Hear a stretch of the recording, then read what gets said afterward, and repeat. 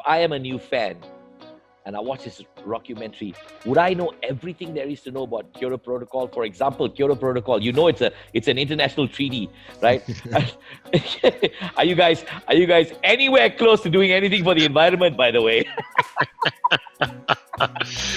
I think one time we did a cukup syarat just to fulfill the conditions, and we had one environmental song. We had one song about the environment in okay, our now, second album.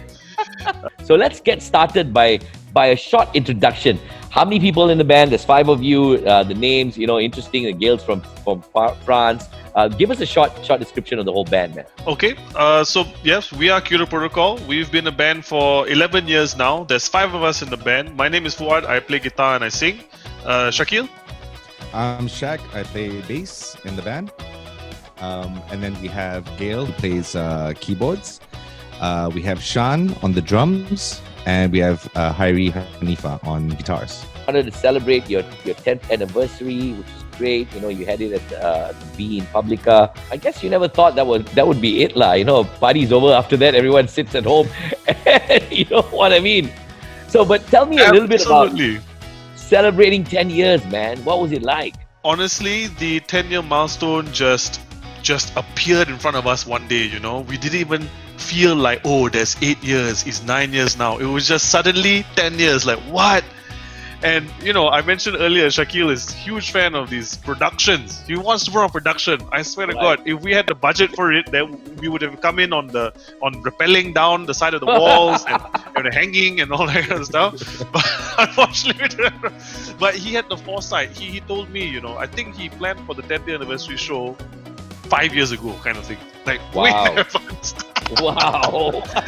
But with this rockumentary, tell me everything I need to know about Kyoto Protocol for me to fall in love with the band and be a fan next. I just want to follow Kyoto Protocol. From my point of view, for new fans, definitely it's a lot of information to take in, right? But maybe let's start. I want to talk about what it means for the old fans to be watching this.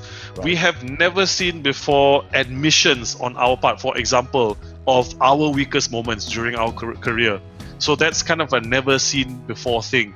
And we live in a social media age where we are coerced or we feel this pressure to put the best parts of you online all the time and never share the downsides, right?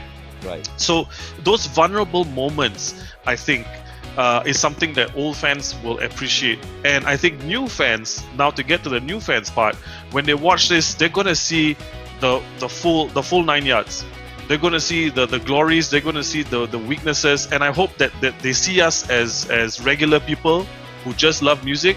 In the 10 years you guys were together, what was the toughest, the toughest moments? 5 people in the band, all 5 have different thoughts, different ideas, different, agree to disagree. How did you guys stay together for 10 years?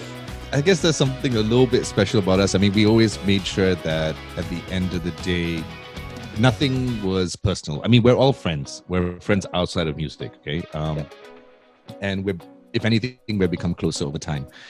But one thing that we always try and do and try and make sure that even if there is a disagreement, it's to, talk it out, make sure that we come to a solution that everybody is satisfied, because at the end of the day, we all have the same goal in mind.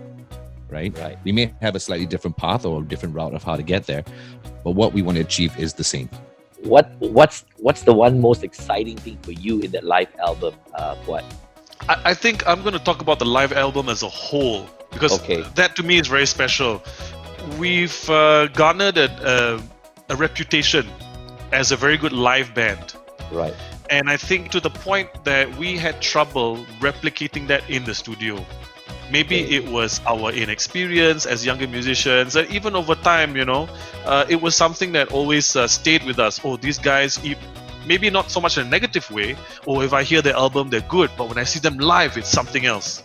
Right. Finally, guys, this album of yours, even the rockumentary, it's going to be released on the 10th. What kind of how do I say this? What kind of reception you think you're going to get? What kind of likes or comments, from your fans? Did you sit down and think about this? If I put this out this way, if I tell them my vulnerabilities, my fans are not going to like me the same anymore because they all this time saw me as a superhero, and now suddenly here I am opening myself up and saying I am weak just like you. What do you expect to happen after the 10th? Well, I'll say this. We've never been a band that puts ourselves on a pedestal like that. That's never what we wanted to do.